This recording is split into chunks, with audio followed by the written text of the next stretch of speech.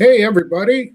Welcome to the post-game wrap-up with myself, Tom Silverstein, and the star of our show, Mr. LeRoy Butler.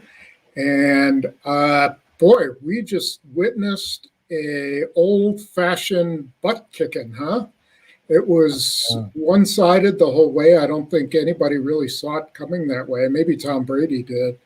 But it was really not what I expected, and certainly not you based on your prediction. Exactly.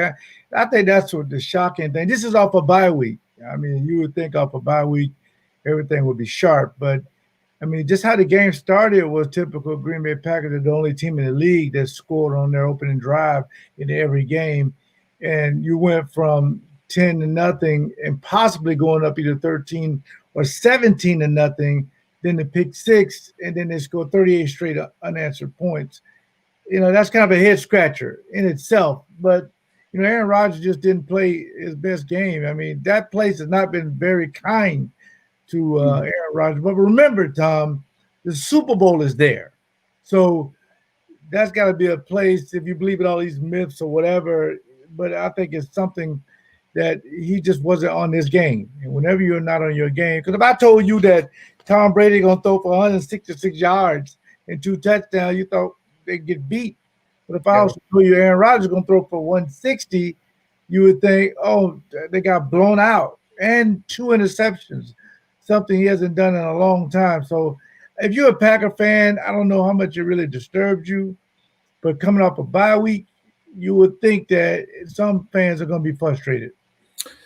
So Rodgers and LaFleur both said after the game, I just came from their Zoom conferences, that they had a lousy week of practice. They were outside. It was 45 degrees and windy and a little bit rainy, and the timing was off. They weren't where they wanted to be, and he said it carried over to the game. They were not fast in and out of the huddle. They were running the clock down too far. And, I wonder, how do you snap out of something like that? Or are you just in a quagmire and there's no getting out of it? Well, you spend a lot of money on your facilities. You don't have to practice outside. Why practice outside anyway? You're going to play down in Tampa where it's going to be 85 degrees. I mean, go inside so you can concentrate. And probably some of it had to do with normally in the bye week, these guys are off. They can kind of get away from football, but they couldn't do that. Not to mention, the infection rate is going way up, in their area. But they're one of the few teams that had no cases. And not to mention there's other, a couple of outbreaks and a couple other teams. That's all distractions you got to deal with. But, as far as having a week of practice, as coaches, you got to get these guys in the right frame of mind that put them inside. I mean, the Don Hudson Center or something, the way you can get your plays in and just cut down maybe the plays. But at the same time, at this part of the juncture of the season, you don't panic because you lost the game. It's just the way that you lost it. So you have to look deeper and say, how does this happen when we travel in places so far away like Florida? Yeah, I think this is follows in the footsteps of their post-bye week loss last year to San Francisco. They went out there and got their butts kicked. And I don't know if it's that they let their guard down, or they lost momentum coming out of the bye week. But that's something Matt LaFleur has to look at, doesn't he? I mean, you shouldn't come out of your bye week really flat. Well, not only did you come out of your bye, but you came back with two of your best players, Devontae Adams and Kenny Clark. I mean, you were all systems go. I mean, you didn't have your return man, Tyler Irvin, but for some reason they got away from all the motion that they were doing, Tom. They were doing all this motion. And we knew going into the game you were going to not be able to run the ball effectively. But I didn't think that Aaron Jones would have 10 rushes for 15 yards. I also didn't think that David Bakhtiari will go out. I also didn't think that who I thought coming into this game, the best offensive line, will give up 5 sacks and then I sack Brady. those are the kind of things like coaches, you wonder, why does this happen? Because you're going to lose games.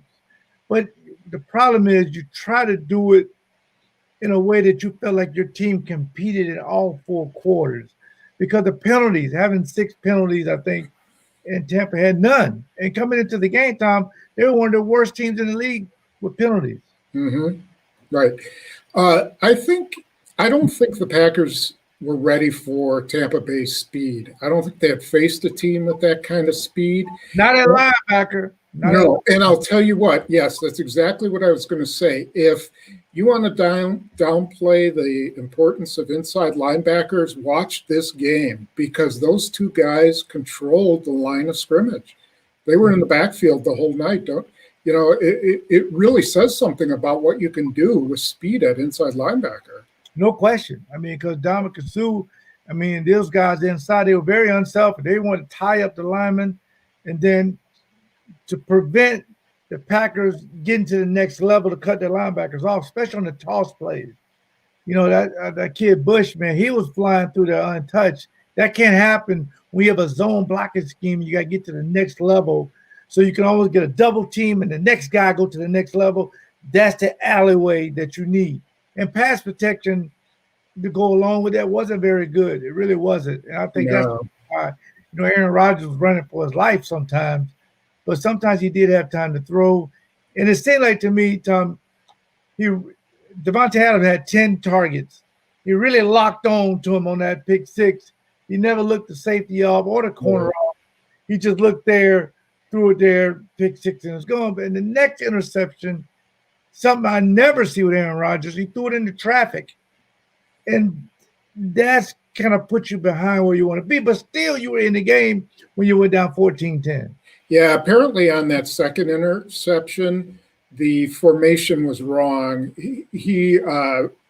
Adams was supposed to line up wide instead of condensed, and that's why it was in the middle of the field where everybody was. So timeout. They called it. Yeah, LeFleur said he kind of choked on it. He should have called a timeout. He said something was wrong. He knew it and just kind of choked on his flag or whatever. I don't know. We have a question from Jim about the O-line being manhandled. Yeah. I don't know if they were manhandled as much as just out athletic or they just didn't bring the same intensity that Tampa did. Well, it was unselfishness, and it makes it look like you're not the physical team because they'll just tie up guys so the linebacker can make the plays. And that's what Todd Bowles' system is. I have to get Todd Bowles, the defensive coordinator, who used to be a head coach, by the way. So he has experience at this. He always had a pretty good defense, even when he was at the Jets. Tie up these guys so the linebackers can just flow. And then when they just rushing forward, they really barely had to blitz, Tom. But when they did blitz, they were pushing that line of scrimmage back, and that's something we had not seen. Yeah. So it was something that you're going to have to build off of because everybody's going to see this particular tape, Tom, and just feel like they can do particularly that. But again, your schedule is very favorable. But these are the teams you're going to have to beat if you want to get to the next level into the Super Bowl. Yeah. And I keep thinking back to, San Francisco. Yeah. Part of what, just dogged them so much. I mean, their defensive line was tough, but their inside linebackers were so fast. Dre Greenlaw, I remember, just had an outstanding game against them. And they got to figure that out. They have to figure out why is it that those guys are blowing their plays up. Yeah, I think that's the one thing. And again, you got 12 straight weeks now. You got to move on to the Texans, but you really have to look at this particular game and say why we came out so flat. But then again, they went up 10-0. It just seemed like, and I can understand it. What happens is, Tom, you get so much great success. You read all the press clippings that you're the best offense, which they were number one in this, and this. And then you're not used to dealing with adversity. Most teams have already gone through adversity, but you haven't. This is the first time you had to deal with it. So now how do you get it back on track? Yeah. What the coaches will do is you learn from it because you really can't let this spill over to next week. you got to kind of move on.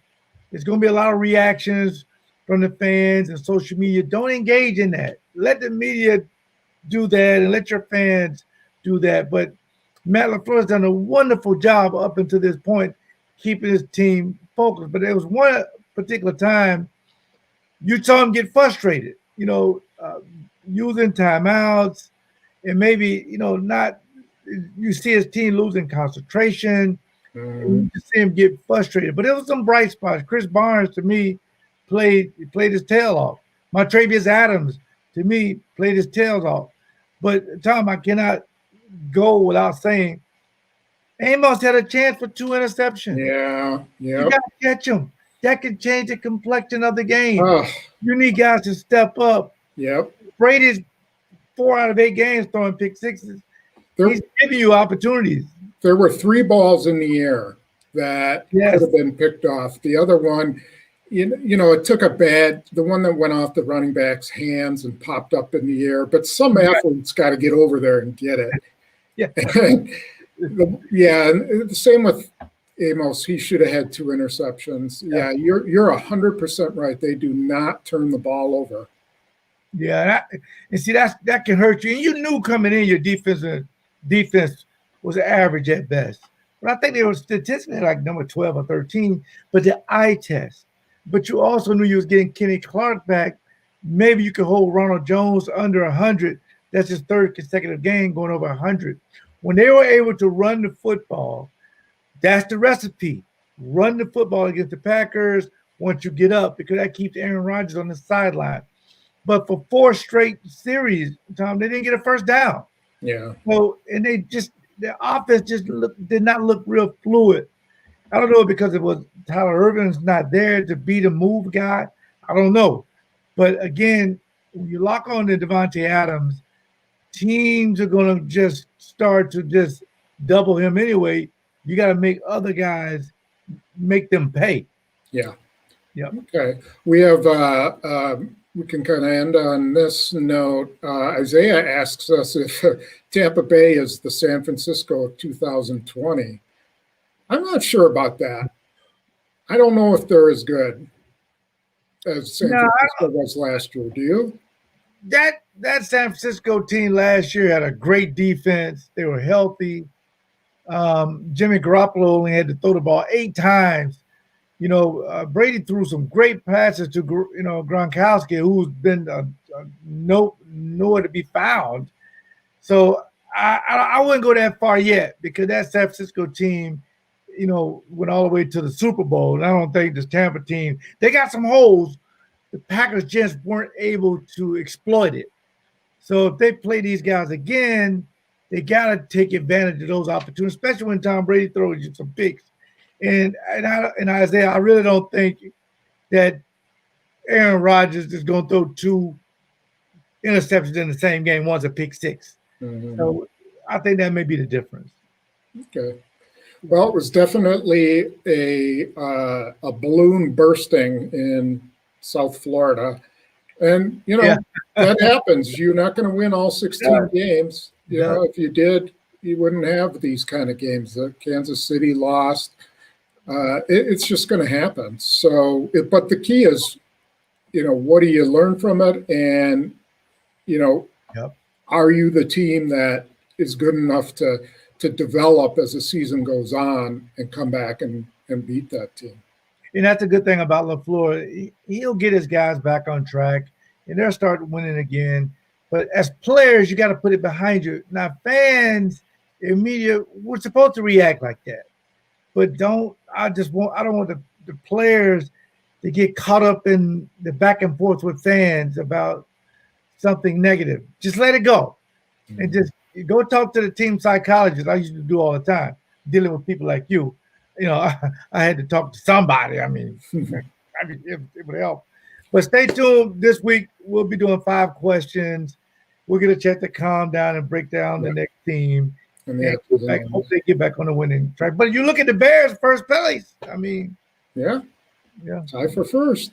Yeah, I don't know how they're going to last, but yeah. Do you have anyone you want to thank? Yeah, I really do want to thank the Jewelry Center, of course. They've been fantastic. Vinny's Sausage Company, but you can go to get my personal brat GameDayBrats.com. So anytime you're doing tailgating, they're the best brats. Ivanhoe's Pub and Eatery, down in Racine, if you want to check them out. And Pick and Save, of course. Love Pick and Save. And then I got a new one, Tom. We'll talk about it later. It's KidsTownLearningCenter.com. I know a lot of parents doing virtual learning and they can't they got to go to work. They need their kids to go somewhere to virtual learn. This place is fantastic where you can drop your kids off. They have a nurse there. It's very clean. All the kids have masks on. They socially distance. Each kid have his own area. That's for the parents who got to have your kids study but can't stay home because they are an essential worker and have to go to work. Okay, great. That sounds excellent. All right, so be sure you come over to JS Online and check out and PackersNews.com and check out all our coverage. We will have plenty of it. I'm going to get ready and start writing as soon as I stop talking to you. So thank you, everybody, and we'll see you next time. Bye-bye.